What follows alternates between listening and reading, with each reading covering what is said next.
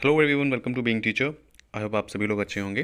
तो बिहार शिक्षक भर्ती का रिजल्ट जारी हो चुका है, जिसमें साइंस और मैथमेटिक्स के बच्चों का रिजल्ट जारी हुआ है और अभी एसएसटी के बच्चों का रिजल्ट जारी नहीं हुआ है। तो जैसे ही उनका रिजल्ट आता है यूट्यूब चैनल के माध्यम से आपको मिल जाएगा। तो टेलीग्राम चैनल पे मैंने पीडीएफ डाल दी है रिजल्ट की, वहाँ पे आप जाकर के डाउनलोड कर लीजिए और लिंक आपको नीचे डिस्क्रिप्शन बॉक्स में मिल जाएगा। बाद में हम बात यहाँ पे करते हैं आपसे काउंसलिंग की और रिवाइज्ड रिजल्ट की भी बात करेंगे कि रिवाइज्ड रिजल्ट आएगा नहीं आएगा, एंड ग्रीवांस पोर्टल क्या है और इस पर आपको क्या करना है उसके बारे में बात करेंगे।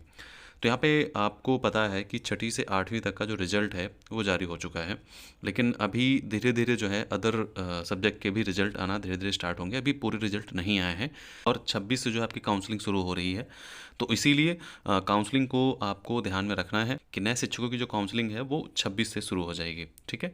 और किसकी कब काउंसलिंग होगी, तो यहाँ पे 26 दिसंबर से दिया हुआ है मध्य विद्यालय शिक्षक के लिए, और 27 को माध्यमिक विद्यालय मतलब 9th-10th के बच्चों के लिए, और उच्च माध्यमिक विद्यालय को जो है वो 28 दिसंबर और 30 दिसंबर को प्राथमिक विद्यालय के सभी विषय के हो जाएंगे।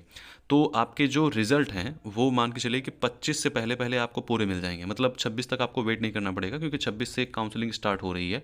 तो ये हो सकता है कि 26 को जो रिजल्ट है ना आए, उससे पहले पहले आपका सारे रिजल्ट आ जाएंगे, ठीक है। अब कल शाम को जो रिजल्ट आया हुआ था वो एसएसटी के बच्चों का नहीं आया हुआ है।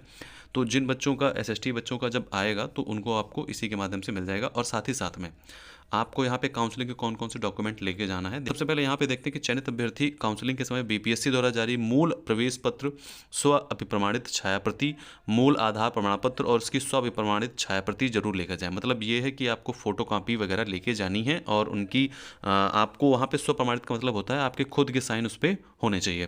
फिर सभी शैक्षणिक और प्रशैक्षणिक की मूल और बीपीएससी की वेबसाइट पर अपलोड किए गए प्रमाण पत्रों की डाउनलोड प्रति, जो आपने डाउनलोडिंग के समय में मतलब जो आपने जब फॉर्म भरने के समय जो जो अपने डॉक्यूमेंट्स अपलोड किए थे ना, उन्हीं को दोबारा डाउनलोड करके, वो उसका अभी पोर्टल खोला नहीं है, जब पोर्टल खुलेगा तो मैं बता दूंगा, अभी आप लोग परेशान मत होइए। उसी को दोबारा डाउनलोड करना है और उस पर एक वाटर मार्क रहेगा, बीपीएससी का ही वाटर मार्क रहेगा, और उसको लेकर के वहाँ पे जाना है, जिसमें लिखा है नहीं, जिसमें आयोग का वाटर मार्क परिलक्षित हो और सीटेट, बीटेट और एस्टेट उत्तीर्णता प्रमाण पत्र भी जरूर ले जाएं। तो मोटी मोटी चीज़ें ये हो गई कि आपके पास बीएड और प्राइमरी और आपका डीएलएड एंड आपका ग्रेजुएशन से रिलेटेड जितने भी डॉक्यूमेंट्स होंगे वो लेके जाने हैं, और सभी की दो दो सेट, मतलब कम से कम तीन तीन फोटोकॉपी होनी चाहिए हर डॉक्यूमेंट्स की, ठीक है। जिसमें दो सेट आपको वहाँ पे मतलब आपके बने ही होने चाहिए, आपके पास में होने चाहिए उन सभी को, और एक सेट आपके पास एक्स्ट्रा होना चाहिए। मान के चलिए कभी कुछ ऐसा हो जाता है, मान को उनको कहते हैं मुझे नहीं मिला, ठीक है, तो आपको 3 सेट बना के लेके जाने हैं, और मतलब 2 सेट तो बनाने ही बनाने हैं। फिर यहाँ पे पूरक रिजल्ट में सफल अभ्यर्थियों की काउंसलिंग जो है 25 को होगी। तो पूरक रिजल्ट जो आया हुआ है प्राइमरी के लिए वो भी आ गया है। तो बिहार लोक सेवा आयोग द्वारा पहले चरण में ली गई परीक्षा के पूरक रिजल्ट में सफल हुए अभ्यर्थियों की काउंसलिंग जो है वो 25 दिसंबर से स्टार्ट हो जाएगी।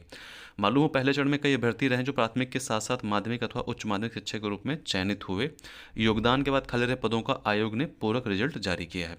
तो यहाँ पे डॉक्यूमेंट्स के रूप में आपको यहाँ पे लेके जाना है। अब हर साल अगस्त में जो है शिक्षक बहाली होगी, ठीक है, मतलब हर साल अगस्त में आपको एग्जाम देने को मिलेगा। तो जिन बच्चों का नहीं हुआ है इस बार वो परेशान ना हो। ओके, देखिए यहाँ पे ग्रीवांस पोर्टल जो है वो ओपन इसलिए किया गया है और रिवाइज रिजल्ट भी इसलिए आएगा, अगर आप लोग यहाँ पे 22 से लेकर के 23 तक जो बच्चे, जिन बच्चों का रिजल्ट अभी जारी हुआ है उनके लिए है, जिन बच्चों का रिजल्ट जारी हुआ उनके लिए है। यहाँ पे अगर 22 से लेकर के 23 तक आप क्वेश्चन पे आपत्तियाँ जताते हो, कौन सा क्वेश्चन आपको सही लग रहा है, आपको गलत लग रहा है और आयोग ने उसको सही कह दिया है, ठीक है।